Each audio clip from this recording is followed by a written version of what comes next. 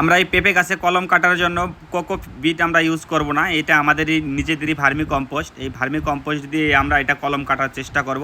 তা কলম কাটার আসল বিষয়টা হচ্ছে হলো এই যে গুঁড়া আছে, এই গুঁড়াটার এখানে আমরা এই গোবর মাটি দিয়ে রাখবো, ভার্মি কম্পোস্ট সারটা। তো যদি এখান থেকে শিকড় গজায় তাহলে এই কলম হবে। এই পেঁপের জাতটা হচ্ছে সুইট বল। পেঁপেরও কয়েকটা ধরনের হয়, এটা হচ্ছে হলো খুবই মিষ্টি জাতীয় পেঁপে। আর একটা আছে আপনার গ্রিন লেডি, গ্রিন লেডির শুধু সবজি হয়, ওটা পাকে না, কিন্তু এই পেঁপেগুলো পাকে। এটা অনেক ভালো জাতের।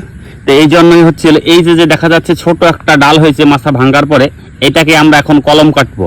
এই কলম কাটে নিয়ে আবার এই গাছটাকে আমরা বড় করব।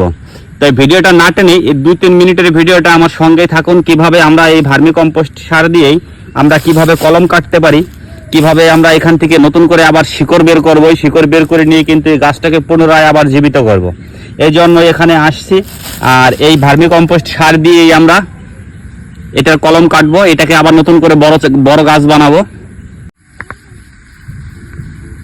এইভাবে কিন্তু দিয়ে দিয়েছি আমি, এই গুঁড়াটাই কিন্তু দিয়ে দিলাম। এখন হচ্ছিল এটাতে যেটা করণীয়, যেটা এই কাপড়টা দিয়ে এটাকে পেঁচিয়ে রাখবো, এই কারণে যাতে এখান থেকে এই ইট না বের দিতে পারে, এখান থেকে যাতে পানি টানি যাতে না বের দিতে পারে, এই জন্যই কিন্তু এটাকে পেঁচিয়ে রাখতে হবে। আর পেঁচানোর সময় কিন্তু খেয়াল রাখতে হবে যে এটা যেন কোনোভাবে না পড়ে যায়। এই পেঁপে গাছে কলম কাটা কিন্তু এইটাই কিন্তু প্রথম না, এর আগেও আমি আরেকটা গাছে করেছিলাম, তখন কিন্তু আমার 100% হয়েছিল না, কিছুদিন বাদে আমার ওই গাছটা মারা গেছিল। তাই এইটাকে আবার নতুন করে আমি করতেছি। এটা ছোট আছে এবং চিকন আছে, তো এই জন্য হচ্ছিল এটাকে করছিলাম। আগেরটা যেটা করছিলাম সেটা হলো পুরো আগাটাই কাটতে গিয়েছিলাম, তাই তখন কিছুদিন বেঁচে ছিল, তারপরে মারা গেছে।